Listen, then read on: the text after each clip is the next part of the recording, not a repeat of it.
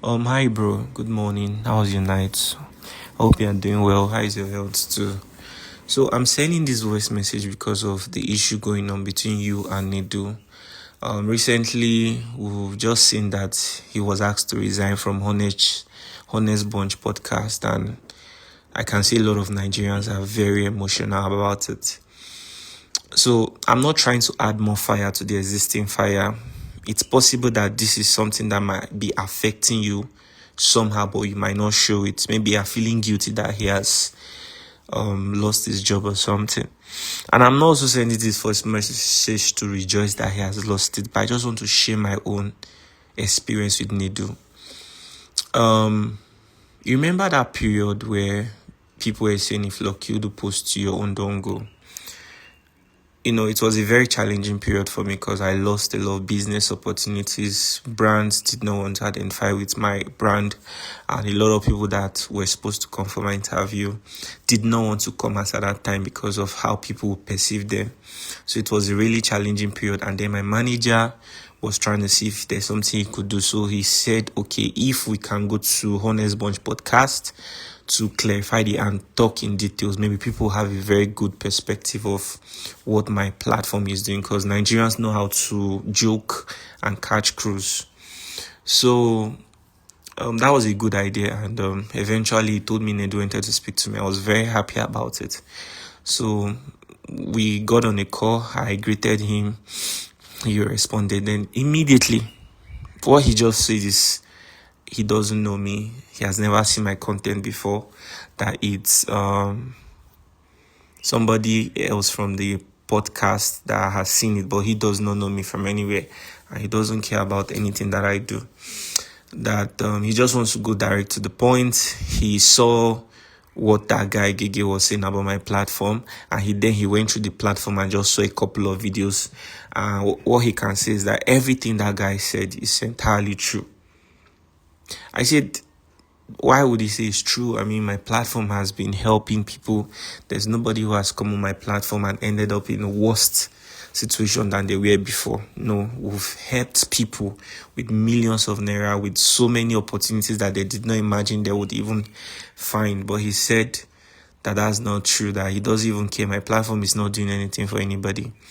That I should just humble myself, that he's inviting me to the podcast. I should just enter the next available flight and come to Lagos. That is is a once in a life opportunity. And before he changes his mind, that Gege is already on his way to Lagos, and he will be interviewing Gege, but he wants me to also come there to use the opportunity and join Gege to also talk about my platform. I should challenge Gege on the show. And I told him, thank you for the offer, but I think that's not something I want to do, to be on the same space with that guy, because if I should do that, it means I'm encouraging bad behavior. Any young person will just wake up one day and start insulting somebody, thinking that will grant them a chance to also be in that same space where they can debate who is right and who is wrong, something like that. So I think that's wrong. And I also respect the people who come to my show, my guests, so much that I would not want to do something like that. So if that's the only opportunity he wants to offer me, because he has intention to interview Gege, but he just wants me to come there, that I would rather pass on it. And I appreciate the fact that he has been in the industry for so long and everything. But he spoke to me rudely. He said so many things that I cannot even mention. At the end of the day, he told me I should make sure this conversation does not get into anybody's ear. That he's just trying to help me. I'm supposed to, whether he said I'm proud or something, that I'm supposed to humble myself. I'm supposed to bury my face in shame, and come to the podcast and come clear the air. Then after the phone conversation we had that day, the last thing he said was I should make sure I never discuss the conversation that I had with him with anybody. That if he ever hears that I do something like that, that he's not even going to tell me what he's going to do, but I should trust that. I think he said something about, he said I'm not going to like him. I can't remember if he tried to brag that he's one of the persons that holds this industry. I don't even, I can't really remember exactly everything he said anyways. But that period was just a moment that I was dealing with a lot of things. So it just felt to me like, okay, I think the whole world is against me or something. So I should just chill, mind my business and just focus on my work, Bro, I haven't even slept all night. I was working on a document. I'm just about to sleep now. I noticed you responded. Yeah, I'm on Nedu. Messed up my self-esteem that very evening, honestly. And I felt so bad. I won't lie to you because everybody was already saying so many things about my platform. And then he told me, I don't know you. I've never seen your content before. But when they brought up your matter, when your manager called me, that was when I even went through your platform and I saw your content. And he told me that there's nothing value that I'm doing there. The way he spoke about me, it was so bad. And he said, in fact, everything Gege said is exactly true. That I should just I should humble myself and come around to come and clear the air. So I told him that I won't be able to do that. He said no, Allah, that Gege is already coming.